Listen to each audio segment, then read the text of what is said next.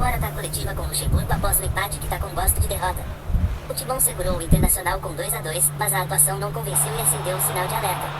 Vem com a gente analisar esse jogo e entender os desafios que estão por vir nas Copas do Brasil e Sul-Americana. Dá aquele like, compartilha e vem pro vídeo completo.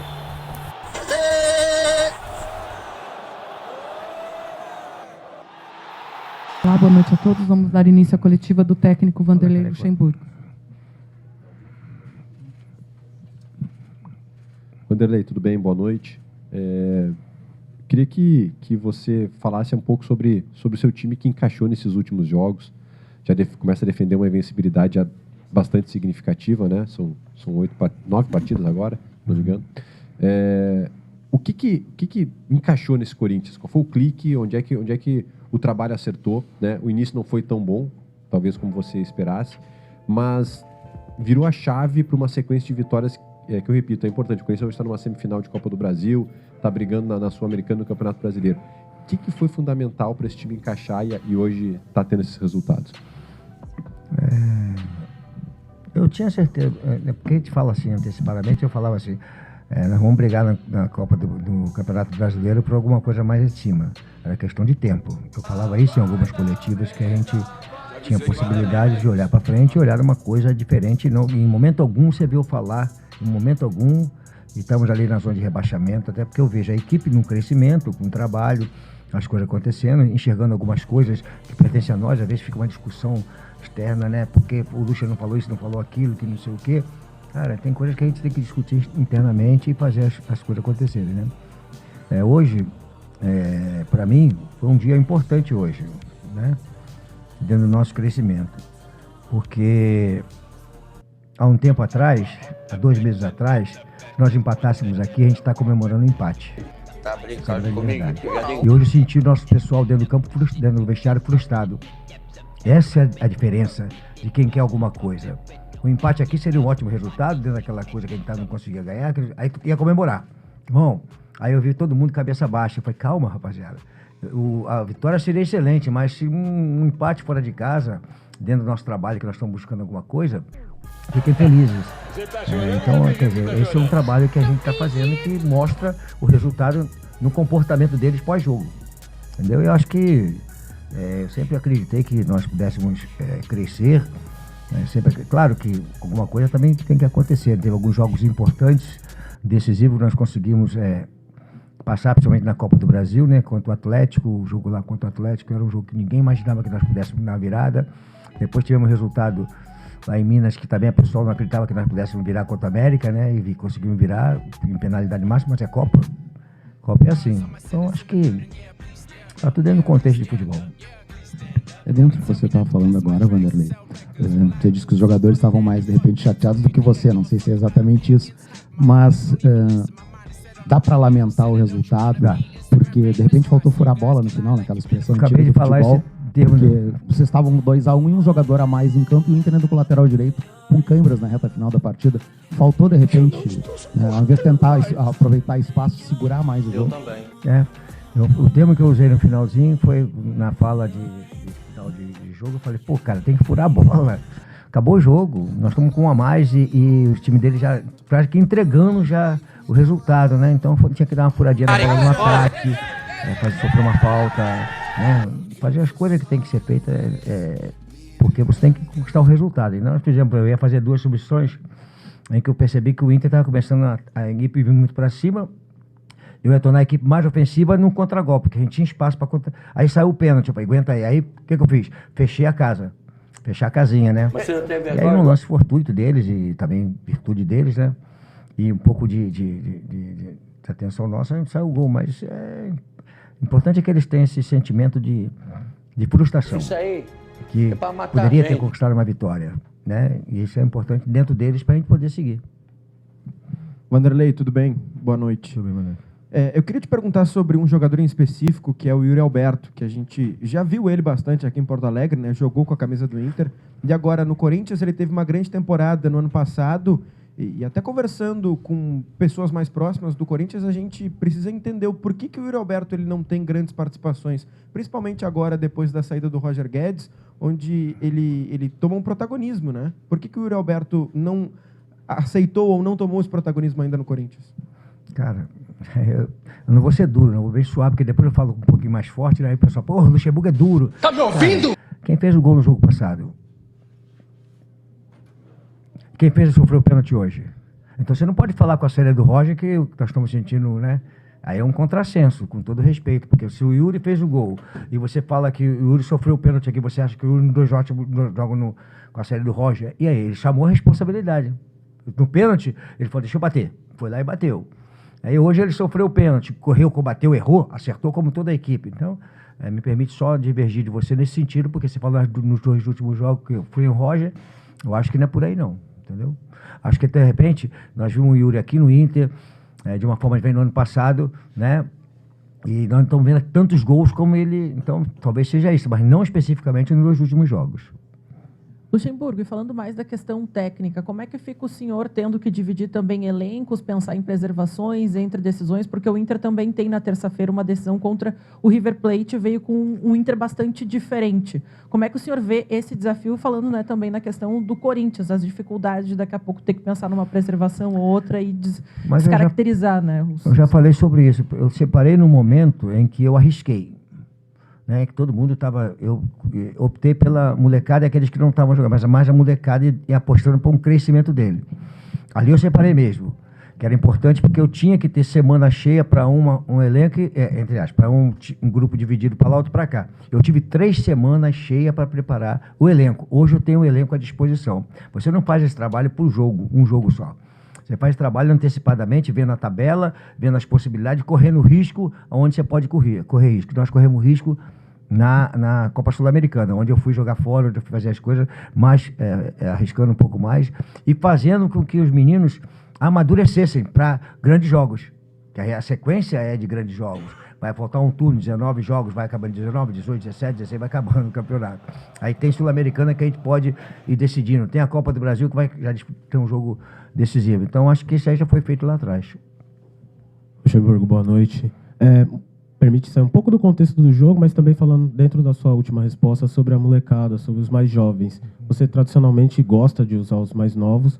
O Ronaldo falou numa entrevista recente que os jogadores mais novos têm ido para a Europa sem terminar sua formação aqui no Brasil. E você subiu alguns jogadores que até atuaram um pouco no Sub-20. Como que você participa dessa formação dos atletas no profissional, que tem toda a pressão, e também, lógico, do crescimento deles? Cara, a minha história pode ser 92? Pode ser, não me lembro se foi 92. Eu peguei aquele time do Flamengo que tinha Djalminha, Rogério, Fabinho, Marquinhos, Marcelinho Carioca, Paulo Nunes, uma série de jogadores, botei todo mundo pro time de cima, tô dizendo, lá atrás. E fiz Paulo Nunes, uma série de jogadores. Então, essa é uma história que eu tenho, né? E as pessoas têm que entender que, dentro do futebol, dentro do negócio futebol, o ativo maior está ali, na categoria de base. Quanto vale hoje esse ativo do Corinthians na categoria de base para o Corinthians ver como negócio? Né? Agora, claro que o risco acontece. Você correr risco de um não dar certo, aí você tem que ter o timezinho de... lá atrás eu fiz questão, botava e tirava. Botou o preto, tirou, botou o L, tirou, botou o outro, tirou. Claro, 3 jogos ruins de um jogador de 19 anos, 18 anos, arrebenta com ele. Quando jogou bem, você tira, bota descansando aqui, toma um Guaraná, porque não pode tomar um chopinho, né? Ainda toma um Guaranazinho, aí vai descansar, depois a gente volta de novo com eles, né? Eu acho que isso aí é um trabalho que tem que ser feito, eu acho que em cima do que o Ronaldo falou, mas aqui não dá para eu discutir isso aqui. Cara, nós estamos muito mal no futebol brasileiro. E vocês não estão percebendo que nós estamos muito mal. Vocês estão avalizando e dando ênfase às coisas que estão prejudicando a gente dentro do futebol brasileiro. Aí dá ênfase como isso aqui é muito bom, isso aqui é muito bom, isso aqui é muito bom, e não sabe o que nós estamos tendo de prejuízo numa sequência que há de vir pela frente. Não é verdade? Então, estou indo agora com 15 anos. Nós estamos formando jogadores para jogar no futebol europeu.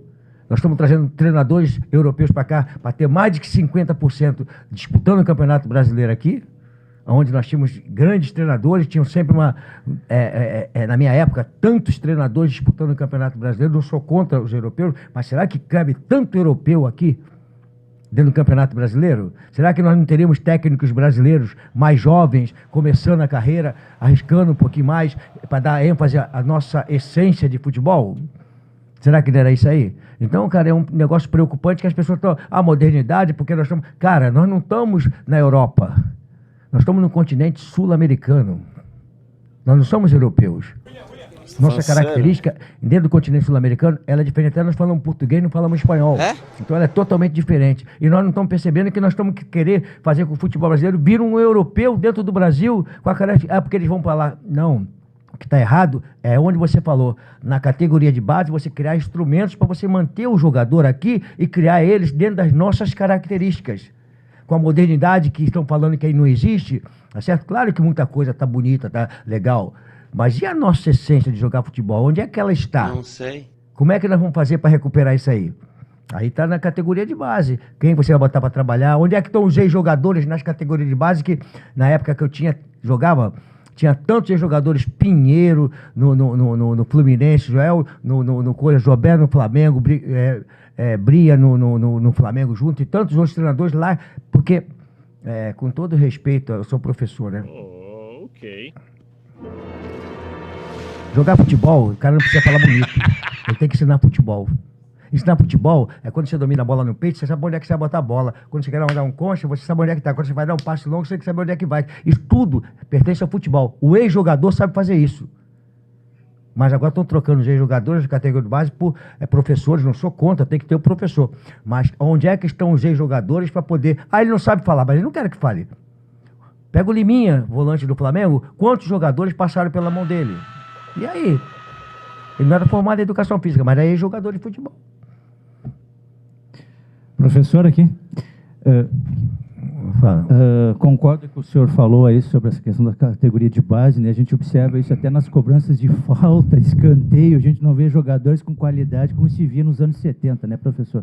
Mas a minha pergunta é assim, qual a explicação, professor, porque o Corinthians demonstrou ser uma bela equipe, né? Foi um grande jogo aqui com o Internacional. Essa campanha no Campeonato Brasileiro, professor, que não está muito boa.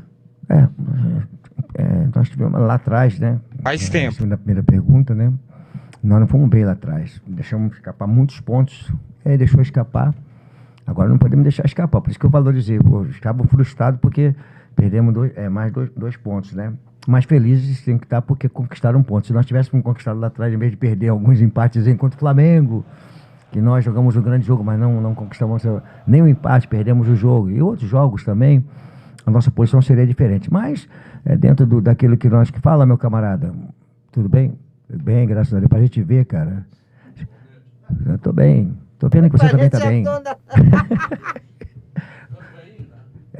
E o guarda de maquete, já viu o guarda de maquete aqui do lado aqui? Falou, Pedrão. Pra gente ver, hein? Foi beleza? Ótimo. E ele veio cortar a porra da coletiva. Cara, eu tava no raciocínio, o que foi que eu cortei? Que burro, dá 0 pra ele. Aí nós perdemos muitos pontos que não deveríamos perder, e aí você vai estar na posição ali recuperando agora. Temos que virar o turno uma posição boa, né? Então, valorizar esse empate hoje. Foi lindo, obrigado, cara. Desculpa aí. Hoje foi lindo. A importância de fazer um jogo fora de casa hoje, né, com o clima mais hostil, torcida contrária, pegando ali no pé do Yuri Alberto, para esse jogo de terça, contra uma equipe argentina, que já mostrou que sabe fazer catimba no jogo em Itaquera. O que dá para falar aí com relação a essa prévia do jogo decisivo de terça, professor, por favor? Eu sempre falo para o jogador o seguinte, cara, eu falei para eles isso hoje, essa rivalidade Inter e Corinthians e Inter, ela se deu numa década, alguma coisa para trás aí. Ela não tinha, era Grêmio e Inter, né, Flamengo e coisa, Cruzeiro e Atlético, agora se deu essa aí. Mas quando você vem trabalhar aqui, essa rivalidade fica essa discussão todinha, mas ela não entra em campo. Você não pode perder o juízo para jogar um jogo de futebol. Ali você tem o teu interesse, o Inter tem o dele, e aí você não entra com essa coisa, quando ela fosse a mais importante. Mais importante é o que eu vou produzir, né? Por exemplo, no jogo passado, nós jogamos contra uma equipe que tem a característica de fazer as coisas, de passar o tempo, ganhar tempo e irritar o adversário, mexer a cabeça no emocional do adversário, aí joga a bola para um lado, o cara está dentro fora do campo, ele cai para dentro do campo, aquelas coisas todas. Se você entrar nessa aí, você está roubado. Então nós vamos lá, agora lá para a Argentina, vamos jogar com o New Boys, para a gente jogar futebol, como eu falei lá no Peru também.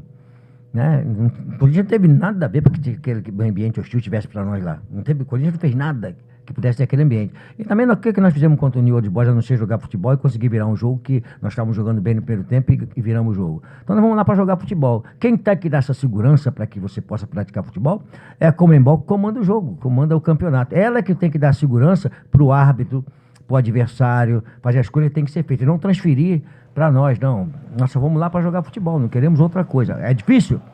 Campo apertadinho, eles têm a característica dele, vai ser complicado, mas nós vamos lá para jogar um jogo decisivo. Professor Marcelo Becker, do meu timão. Logo na sua chegada, o senhor falou que o Corinthians não teria elenco para jogar 3 competições. Com esses jogadores da base que acabaram sendo integrados ao profissional, hoje podemos dizer que o Corinthians pode ser competitivo no Brasileirão, na Copa do Brasil e também na Sul-Americana? Nós estamos demonstrando isso. Eu falei que não tínhamos elenco, mas se você vê a base, era uma desconfiança de você, de todo mundo, com respeito à base. Ninguém queria, né? Era uma desconfiança total. Eles conquistaram a confiança do torcedor e a minha confiança. E conquistaram a dos companheiros para que ele pudesse crescer. Então hoje nós temos um time, talvez, se a Libertadores estivesse hoje, eu afirmo, sem ter nenhuma falsa humildade, que era aquela... Não, hoje nós teríamos uma Libertadores totalmente diferente. Pode ter certeza absoluta, porque eu tenho um conhecimento do elenco, eu sei onde eu posso mexer. Hoje eu tinha 2 substituições prontas, de repente eu mudei a substituição, os caras já sabiam o que eu queria. Olha só, quanto que muda isso dentro do comportamento. Então, trocar pneu de carro andando é duro, cara. Deixa pra lá, ele não para, porra, vai, continua. Aí é duro, cara. Obrigada, Vanderlei, a todos que nos acompanharam. Eu só até a gostaria de próxima. comentar o seguinte, hoje eu vou sair daqui frustrado como jogadores, mas só com uma situação que eu não gostei. Eu não tive jogo hoje, nós não tivemos, para 6 minutos no primeiro tempo, 6 minutos no primeiro tempo, 9 minutos no segundo tempo e mais 2 minutos que ele acrescentou daquilo ali. Foram 17 minutos dentro do jogo que não teve porrada, não teve nenhum desconforto, não teve briga, não teve nada que pudesse interromper o jogo da forma que ele achou que interrompeu. Acho que isso aí é uma coisa que preocupa, como é que foi feita essa situação, entendeu? 17 minutos em que não aconteceu absolutamente nada. Onde é que teve alguma situação, nós estamos todos aqui, estava dentro do jogo, onde é que teve alguma coisa que pudesse ter 9 minutos mais 2, 11 no segundo tempo? Entendeu? Não entendi, essa eu não consegui entender. Obrigada, Vanderlei, a todos que nos acompanharam. Boa noite, até a próxima.